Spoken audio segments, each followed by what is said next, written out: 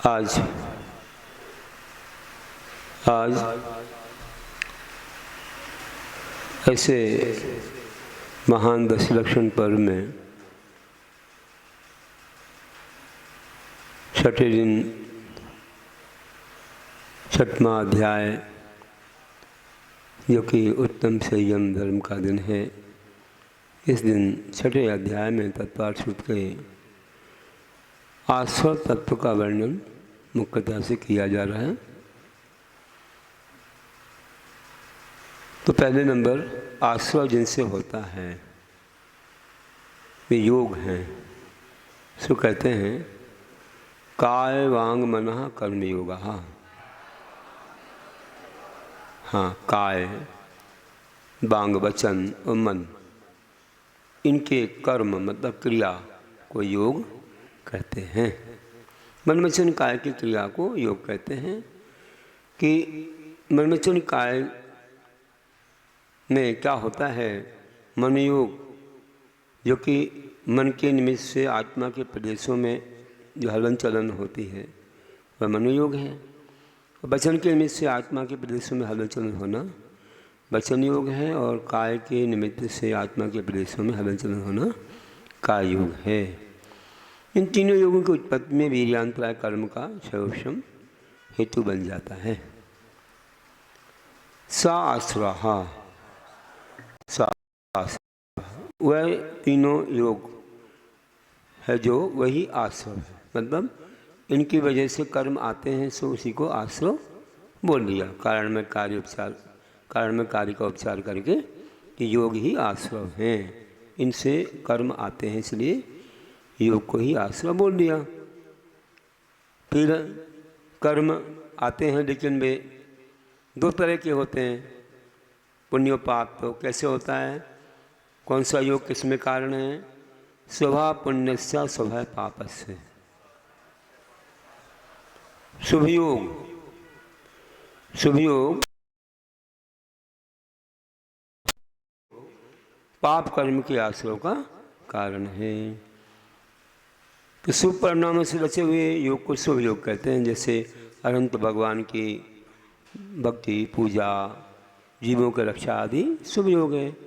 और अशुभ परिणामों से रचे हुए योग को अशुभ योग कहते हैं, जैसे कि कोई भी जीवों की हिंसा, झूठ आदि क्रिया है वह अशुभ योग है।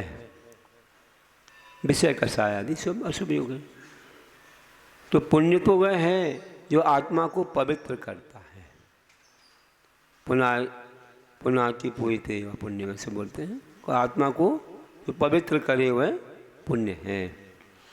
जो आत्मा को अच्छे कार्यों से बचाता है वो पाप है, अच्छे कार्यों से दूर रखता है वो पाप है। और आगे कहते हैं कि स्वामी की अपेक्षा आश्रम में भेद कौन से हैं?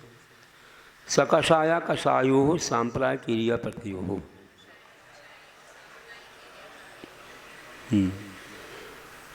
तो कहा है कि कषाय सहित जीव के सांप्रदायिक आश्रव और कषाय रहित जीव के ईर्यापत आश्रव होता है। तो जो आत्मा को कसे वह कषाय है, पराधीन करे, दुख दे, वो कषाय है। जैसे क्रोध, मान, माया, लोभ। तीसरे कषाय से सहित जो आश्रव है वह सांप्रदायिक का अर्थ करता है। तो जिस आश्रव का संसारी प्रयोजन है उसे सांप्रदायिक आश्रव कहते हैं, और इससे कर्म में स्थिति अनुभाग पड़ते हैं। कर्म आकर के रुकते हैं, जैसे पानी गिरे और गड्ढे में भर जाए तो रुका रहेगा। तो कषाय और इनसे जो आश्रव होते हैं कषाय सहित, तो इससे बहुत काल तक कर्म रुक सकता है। और कषाय रहित जो आश्रव होता है, कर्म आते हैं तुरंत निकल जाते हैं। ईर्या पर मतलब चलते रहना है। तो जैसे पंडाल बनाया, उसके ऊपर पानी गिरा, नीचे आ गया, तीन पानी गिरा नीचे आ गया, वैसे ही कर्म आया तुरंत निकल गया, एक समय में निकल जाता है, वो इरियापत आश्रय है। तो 10वें गुण स्थान तक सांप्रदायिक आश्रय होता है कि कसाय रहती है, उसके ऊपर इरियापत आश्रय होता है, कसाय रहत अवस्था है।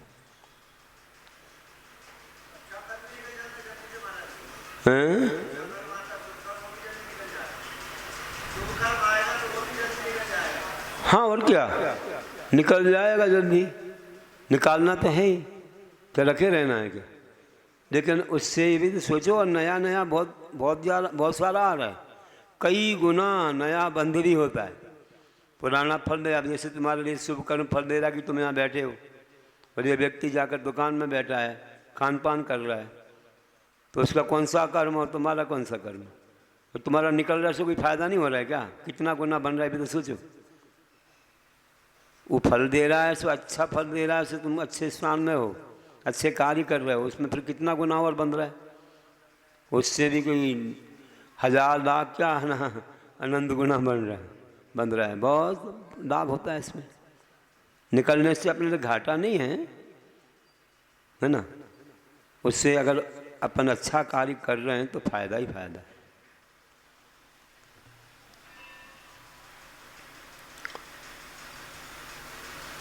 कोई ऐसे जगह बुरा काम करने लग जाए तो उसे घाटा हो जाए, कि पुण्योदय से मंदिर तो आया लेकिन वो बुरा काम करने लगे तो फिर उसे घाटा हो जाएगा, कि जो मिला उसको उसका मूल्य नहीं समझा, उसने महत्व नहीं समझा। तो इस तरह से 13वें गुण स्थान तक योग रहता है, सो वहाँ तक कर्म आते रहते हैं, और 13वें के ऊपर गए तो अयोग हो जाते हैं। अयोग अवस्था में कोई कर्म नहीं आते, वो तो बहुत छोटा सा तो काल है, बहुत छोटे से काल में तो मुक्त हो जाते हैं। अ ई उ रू री, अब हम लोग को बोलने में तो टाइम लगता है, गणभर को बोलने में कितना कम समय लगता है, उतना 14वें गुण स्थान का काल है। बस अयोग केवली है और बस मोक्ष, वहाँ पर कोई आश्रम नहीं होता।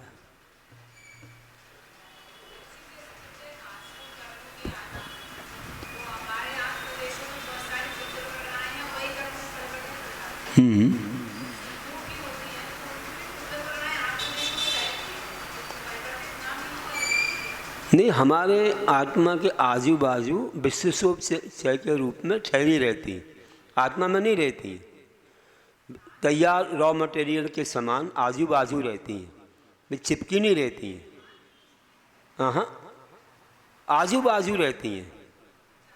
जब हम भाव करते हैं तो चिपक जाती है, हमारे भावों को छू करके चिपकती है। हम भावना करें तो कुछ नहीं होगा। जैसे अयोग केवली हैं, वे भी तो यहाँ पर हैं, उनको क्यों नहीं, क्योंकि उनका ऐसा ही है कि उनका अब जो इतने कर्मों का क्षय हो गया, उस वजह से उनको वह योग्यता नहीं है, वैसी स्थिति नहीं है कि उनको कार्बन वगैरह चिपक सके। ऐसा योग नहीं है, योग होता था तब तक की बात थी, अब योग नहीं तो फिर चिपकने की कोई बात नहीं है।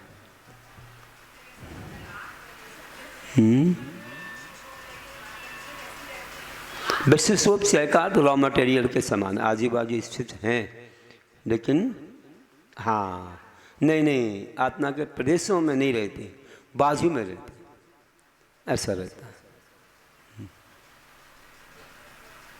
निकट ही रहती है, मतलब ऐसा तैयार उम्मीदवार के रूप में रहती है।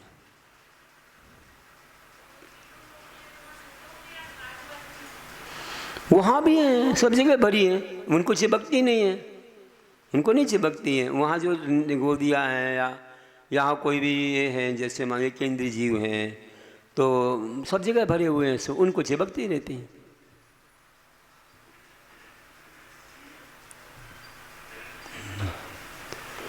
इस वजह से बताया है। और हाँ, सांप्रदायिक आश्रम के भेद कह रहे हैं। इंद्रिय कषाया बत क्रिया पंच चतुर्पंच पंचविंशति संख्या पूर्वस्य भेदा।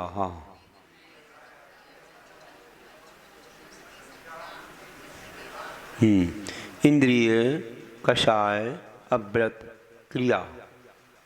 तो पंच पंच पंच विंशति संख्या। तो 5 इंद्रियां और चतु 4 कषाय, फिर 5 अव्रत और पंचविंशति क्रियाएं, 25 क्रियाएं। इस तरह ये सांप्रदायिक आश्रम के भेद हैं। सांप्रदायिक आश्रम इनसे होता है। तो जैसे पहली क्रिया सम्यक्त क्रिया है, 25 क्रियाएं, 5 इंद्रियां सब जानते हैं, स्पर्श रसना घ्राण चक्षु श्रोत्र, 4 कषाएं सबको मालूम है, क्रोध मान माया लोभ हैं, 5 अव्रत हैं, हिंसा झूठ चोरी कुशील परिग्रह हैं, और 25 जो क्रियाएं हैं वे, जैसे पहली सम्यक्त क्रिया है, सम्यक्त को बढ़ाने वाली क्रिया सम्यक्त क्रिया है। अनंत भगवान के जो पूजा दर्शन पूजा भक्ति आदि रूप क्रिया है, तो वह सम्यक्त क्रिया है। इतना ही नहीं कि जो चैत्र प्रवचन गुरु मतलब देवशास गुरु की पूजा आदि रूप क्रिया है, वह दर्शन क्रिया या सम्यक्त क्रिया है। सम्यक्त क्रिया पहली नंबर सम्यक्त क्रिया है। और मिथ्यात्व को बढ़ाने वाली सरागी कुदेवादिक की जो आराधना आदि है, वह मिथ्यात्व को बढ़ाने वाली मिथ्यात्व क्रिया है। शरीर आदि से गमनागमन रूप प्रवृत्ति करना प्रयोग क्रिया है। इसमें भी दो तरह हो सकती है। कोई धर्म के लिए कर रहा है तो पुण्य आएगा, और पाप के लिए करेगा तो अधर्म को करेगा तो पाप आएगा। दो तरह से गमनागमन हो जाएगा। फिर समाधान क्रिया, संयमी का असंयम के सम्मुख होना समाधान क्रिया। संयमी है कोई और असंयमी को अच्छा मान रहा है, उसका आदर सत्कार कर रहा है, उसके कार्यों का समर्थन कर रहा है, अच्छा मान रहा है, उसके लिए बहुत अच्छा कर रहा है। अब तुम संयमी बन गए हो तो तुम्हें वो चीज़ अच्छी क्यों लग रही है? तुम्हें तो लगना चाहिए भैया कितना पाप है ये है। तो थोड़ा सा अलग भावों से देखो, बहुत अच्छा मत मानो उसको। हाँ, उसके क्षेत्र के अनुरूप है क्या करना, लेकिन वो बहुत अच्छा है ऐसा नहीं करता। तुमने क्यों छोड़ा? बहुत अच्छा है तो ये सोचो कि कर रहा है, अब कभी छूट जाए इसका, ये सब तो अच्छा है तो पापकारी आरम सारम आदि। तो सैनिक का संयम के सम्मुख होना समाधान क्रिया। इरियापथ से गमन के लिए जो क्रिया होती है वो इरियापथ क्रिया है। तो अब देख लो कि पहले तो गमनागमन बोला था, लेकिन अभी यहाँ मात्र इरियापथ बोल रहे हैं। तो इरियापथ तो वैसे मुनियों के लिए लगाते हैं, इरिया समिति वगैरह बोलते हैं, इरियापथ भक्ति बोलते हैं। तो वैसे तो और भी सबको घट जाएगा, ये भी धर्म के क्षेत्र में होगी तो पुण्य का कारण है, और वैसे घूमने घामने के लिए होगी तो फिर पाप का आश्रम भी हो जाए।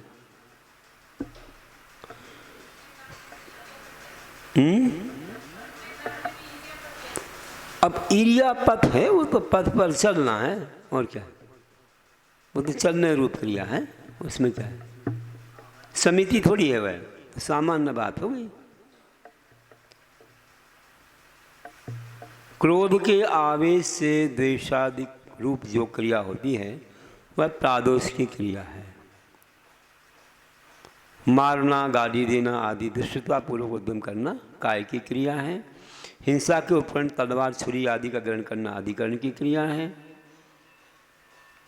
इससे अशुभ आश्रम होता है। प्राणियों को दुख उत्पन्न करने वाली क्रिया परिताप की क्रिया है। किसी का हंसी मजाक उड़ाना, किसी को कुछ भी बाधा हो ऐसे क्रिया करना। दूसरे के शरीर इंद्रिय आदि प्राणों का वियोग करना प्राणातिपात की क्रिया है।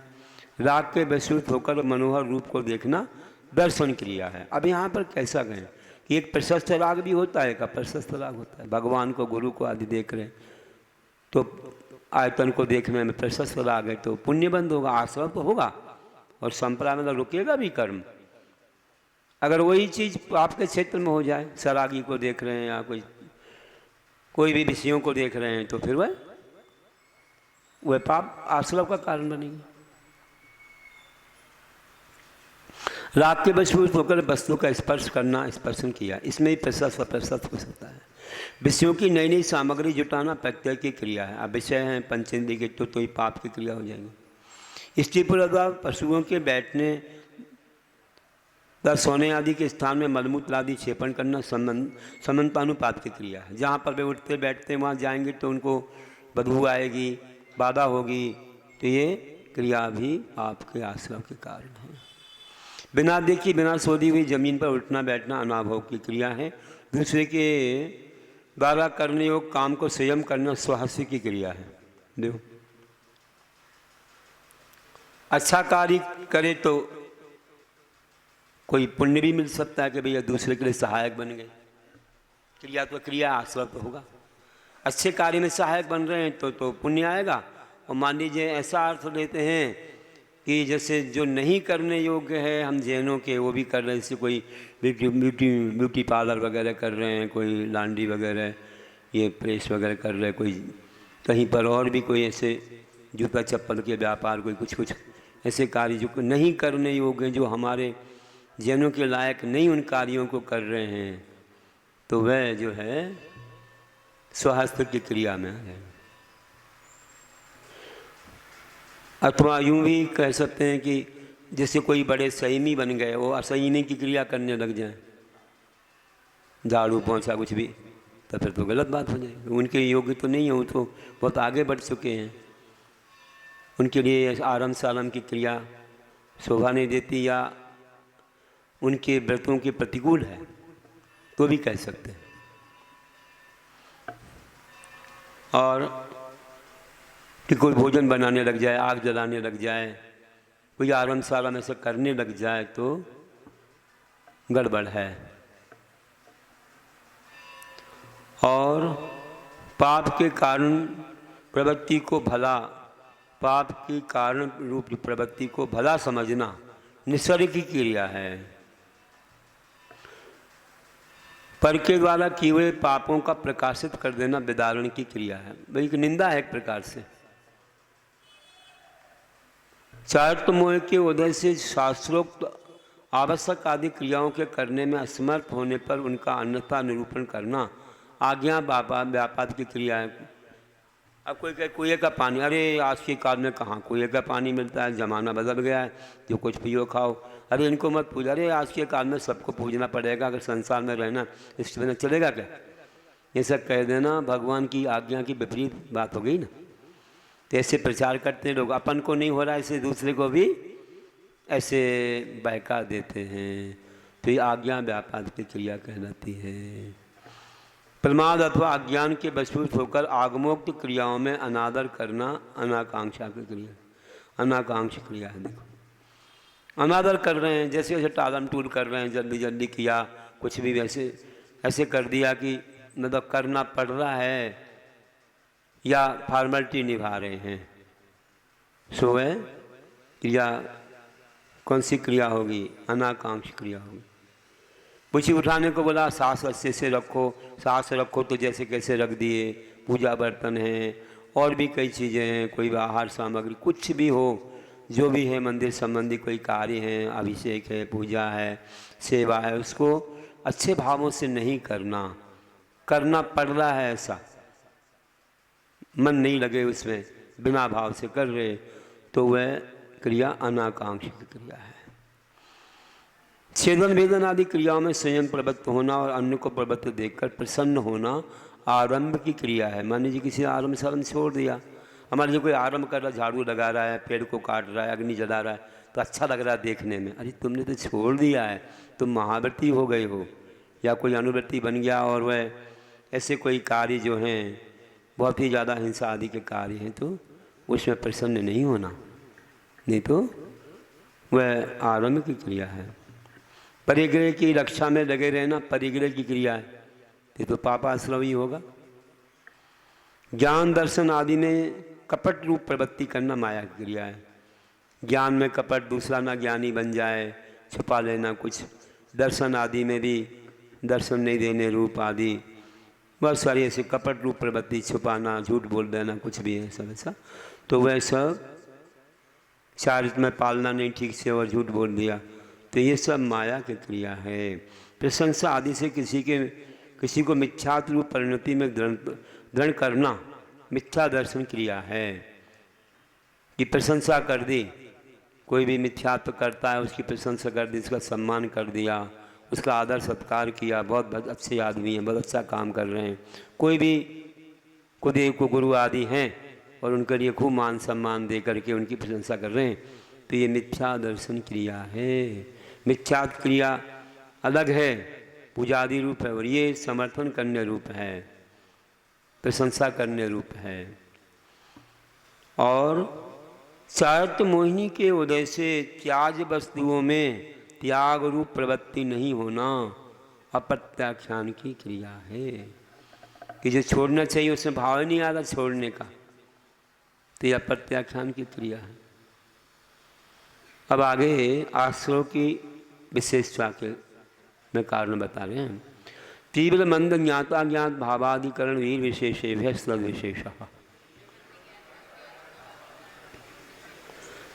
भाव शब्द सबके साथ लगाओ, देखो, तीव्र भाव, मंद भाव, ज्ञात भाव, अज्ञात भाव, यहाँ तक लगा दो। फिर अधिकरण और वीर की विशेषता से आश्रव में विशेषता आती है। तो किस प्रकार से बता रहे हैं कि जान सकते हैं कि तीव्र भाव है तो क्रोधादि कषायों की तीव्रता से जो क्रोधादि भाव है उसे तीव्र भाव कहते हैं। हमें ये लगता है कि ये जो है इसमें दोनों तरफ से लगना चाहिए, कि पाप के क्षेत्र में भी और पुण्य के क्षेत्र में भी, क्योंकि आश्रव तो दोनों प्रकार का होता है। और तीव्र भाव किसी का हिंसा में है कि रोके जाने पर भी नहीं रुक रहा है, उल्टा और तुमको ही बाधा देने को तैयार हो गया, उसको तीव्र भाव है, तो ज़्यादा कर्म आएगा। और मंद भाव है तो मना कर दिया तो रुक गया हो, तो कसाय थोड़ी सी मंद है। ज्ञात भाव मालूम है उसे कि हिंसा से बहुत बुरे पापों का बंध और बुरी गति मिलेगी, फिर भी वो कर रहा है, जानता है शास्त्र वगैरह, फिर भी कर रहा है, तो ज्ञात भाव से ज़्यादा बुद्धिपूर्वक भी कर रहा है, वो स्वप्न में नहीं बुद्धिपूर्वक कर रहा है, तो ज़्यादा पाप आएगा।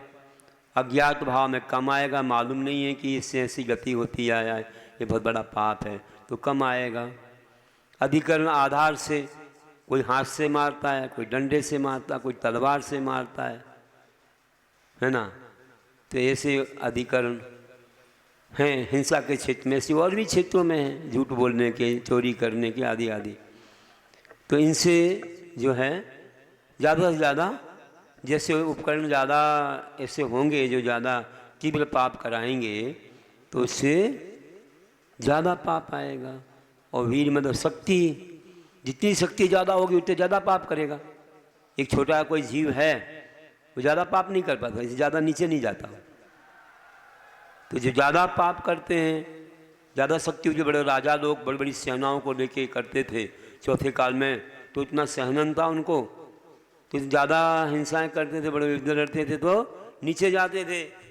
सप्तम पर भी गए, आज तो नहीं जाते कोई इतने नीचे, 5 से नीचे नहीं जाते, क्योंकि इतनी शक्ति नहीं है उनके पास। शक्ति ज़्यादा हो तो ज़्यादा पाप होता है और उतना ही पुण्य भी होता है। तो शक्ति की अपेक्षा, शक्ति से ज़्यादा पुण्य पाप होते हैं। तो इस प्रकार उन्होंने बताया कि शक्ति की अपेक्षा भी ज़्यादा आश्रव होता है।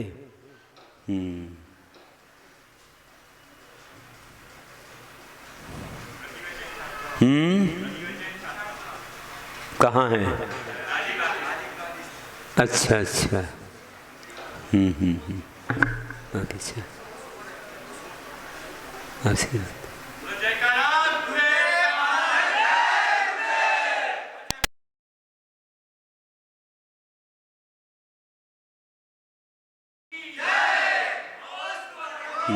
खूब अच्छी वंदना करो, अच्छे से पूजा करना, दर्शन